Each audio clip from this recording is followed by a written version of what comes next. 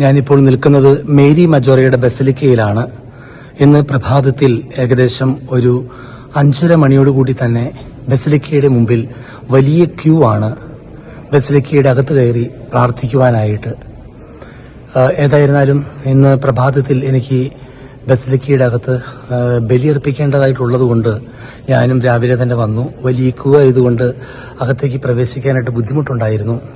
എങ്കിലും പുരോഹിതനായതുകൊണ്ടും പരിശുദ്ധ അമ്മയുടെ ഇടപെടൽ മൂലവും എത്രയും പെട്ടെന്ന് ദേവാലയത്തിൽ കയറുവാനും ഫ്രാൻസിസ് മാർപ്പാപ്പയെ അടക്കിയിരിക്കുന്ന സ്ഥലത്ത് വന്ന് പ്രാർത്ഥിക്കുവാനും പരിശുദ്ധ അമ്മ അവസരം തന്നു.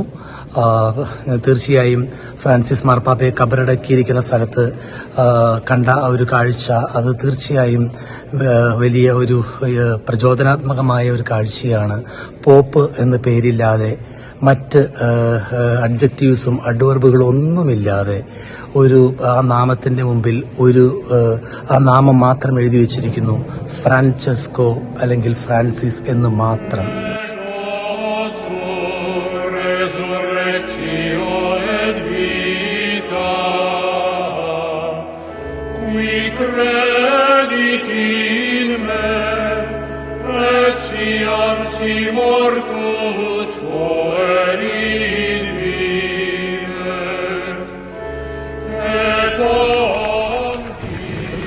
ഇതാ വലിയ ജനക്കൂട്ടം തന്നെ ഇവിടേക്ക് ഒഴുകിയെത്തിക്കൊണ്ടിരിക്കുകയാണ്. ഒരുപാട് ജേർണലിസ്റ്റും അതോടൊപ്പം തന്നെ സാധാരണ മനുഷ്യരും ഫ്രാൻസിസ് മാർപ്പാപ്പയെ കാണുവാൻ വേണ്ടി ഇവിടെ തടിച്ചുകൂടിയിരിക്കുകയാണ്. ഫ്രാൻസിസ് മാർപ്പാപ്പയുടെ മാധ്യസ്ഥം തേടി നമുക്ക് പ്രാർത്ഥന ആരംഭിക്കാം. ദൈവത്തിന് നന്ദി പറയാം. എല്ലാ ലോകത്തിലെ സർവ്വഭാഗങ്ങളിലും ഫ്രാൻസിസ് മാർപ്പാപ്പയുടെ വലിയ ആഗ്രഹപ്രകാരം സമാധാനം സ്ഥാപിക്കപ്പെടുവാൻ വേണ്ടി കൂടി നമുക്ക് പ്രാർത്ഥിക്കാം. ഞാൻ നിൽക്കുന്നതിന്റെ തൊട്ടു പുറകിലാണ് ഫ്രാൻസിസ് മാർപ്പാപ്പയെ അടക്കിയിരിക്കുന്നത്. ആ പ്രകാശം കാണുന്ന ഭാഗത്ത് ഒരു കുരിശ് വെച്ചിരിക്കുന്നു. അതിന്റെ താഴെയാണ് ഫ്രാൻസിസ് മാർപ്പാപ്പയെ അടക്കം ചെയ്തിരിക്കുന്ന ആ സ്ലാബിൽ ഫ്രാൻചെസ്കോ അല്ലെങ്കിൽ ഫ്രാൻസിസ്കൂസ് എന്ന് എഴുതി വെച്ചിരിക്കുന്നത്. ഈ മാർബിളിന് ഒരു പ്രത്യേകതയുണ്ട്. ഈ മാർബിൾ കൊണ്ടുവന്നിരിക്കുന്നത് ഫ്രാൻസിസ് മാർപ്പാപ്പയുടെ നാട്ടിൽ നിന്നുമാണ് എന്നാണ് അറിയാൻ സാധിച്ചിരിക്കുന്നത്. ഏതായിരുന്നാലും ദൈവജനം ഇവിടേക്ക് ഒഴുകിയെത്തിക്കൊണ്ടിരിക്കുന്നു. അല്പസമയത്തിനുള്ളിൽ നമുക്ക് ദിവ്യബലി ആരംഭിക്കുന്നതാണ്.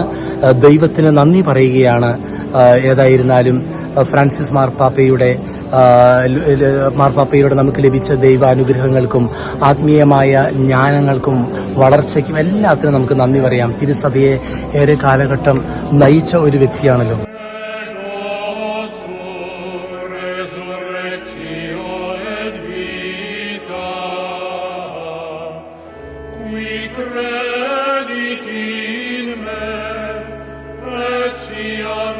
Mortus